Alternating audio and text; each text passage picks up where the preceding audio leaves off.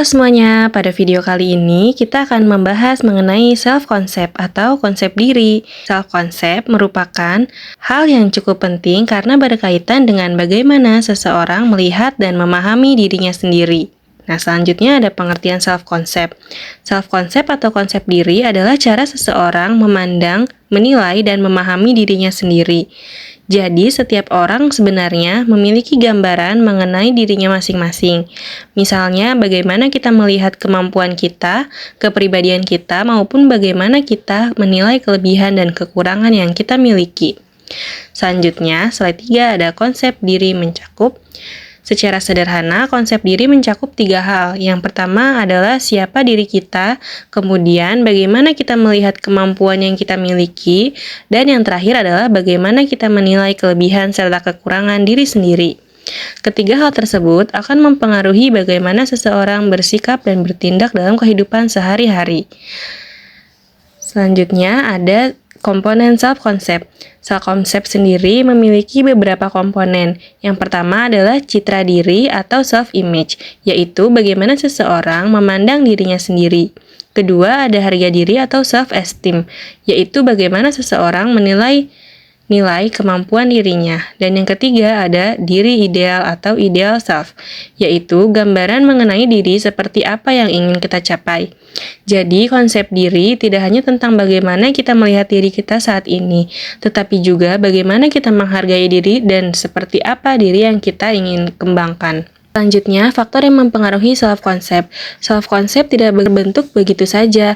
Ada beberapa faktor yang dapat mempengaruhinya, seperti keluarga, teman atau lingkungan sosial, lingkungan sekolah, pengalaman yang pernah dialami, serta media sosial. Misalnya, pengalaman mendapatkan dukungan dan apresiasi dari orang-orang di sekitar dapat membuat seseorang memiliki pandangan yang lebih positif terhadap dirinya.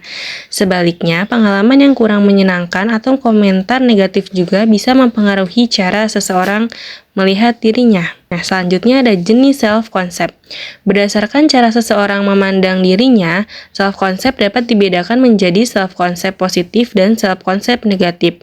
Self-concept yang positif biasanya membuat seseorang lebih percaya diri, optimis, dan mampu menerima dirinya. Sedangkan self-concept yang negatif dapat membuat seseorang lebih mudah merasa minder, pesimis, dan sulit menerima kekurangan yang dimiliki. Selanjutnya ada ciri-ciri self-concept positif. Beberapa ciri seseorang yang memiliki self-concept positif antara lain mampu mengenali kelebihan dan kekurangan dirinya, percaya pada kemampuan sendiri, mudah beradaptasi, berani mengambil keputusan, dan memiliki pola pikir yang positif. Artinya, memiliki self-concept positif bukan berarti merasa diri kita sempurna, tetapi kita mampu menerima diri sendiri sekaligus tetap mau berkembang. Yang selanjutnya ada dampak positif self-concept. Self-concept yang positif tentunya dapat memberikan berbagai dampak baik, di antaranya dapat membantu meningkatkan prestasi, membuat hubungan sosial menjadi lebih baik, dan mendukung kesehatan mental yang baik. Ketika seseorang percaya terhadap dirinya sendiri, ia akan lebih berani mencoba, tidak mudah menyerah, dan lebih mampu menghadapi berbagai situasi. Selanjutnya ada dampak negatif self-concept. Sebaliknya, self-concept yang negatif juga dapat memberikan dampak yang kurang baik. Seseorang bisa menjadi kurang percaya diri, sulit bersosialisasi, dan lebih mudah mengalami stres. Misalnya ketika seseorang terus merasa bahwa dirinya tidak mampu atau selalu membandingkan dirinya dengan orang lain.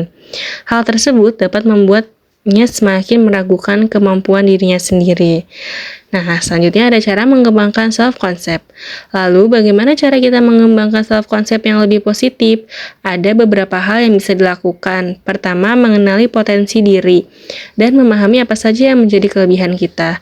Kedua, membiasakan diri untuk berpikir positif. Ketiga, belajar menerima kekurangan yang kita miliki. Selanjutnya, kita juga perlu menetapkan tujuan yang realistis, sehingga kita memiliki target yang sesuai dengan kemampuan dan dapat dicapai secara bertahap. Dan yang terakhir, bergaul dengan lingkungan yang mendukung.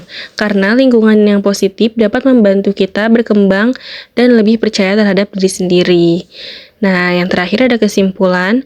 Jadi, Dapat kita simpulkan bahwa self-concept adalah cara seseorang memandang, menilai, dan memahami dirinya sendiri. Self-concept dapat dipengaruhi oleh keluarga, lingkungan sosial, pengalaman dan sekolah, maupun media sosial. Self-concept yang positif dapat membantu seseorang menjadi lebih percaya diri, mampu beradaptasi, dan memiliki hubungan sosial, serta kesehatan mental yang lebih baik. Karena itu, penting bagi kita untuk mengenali diri sendiri, menerima kelebihan dan kekurangan, serta terus mengembangkan potensi yang kita miliki. Sekian pembahasan mengenai self-concept, semoga materi ini dapat membantu kita untuk lebih memahami dan menghargai diri sendiri.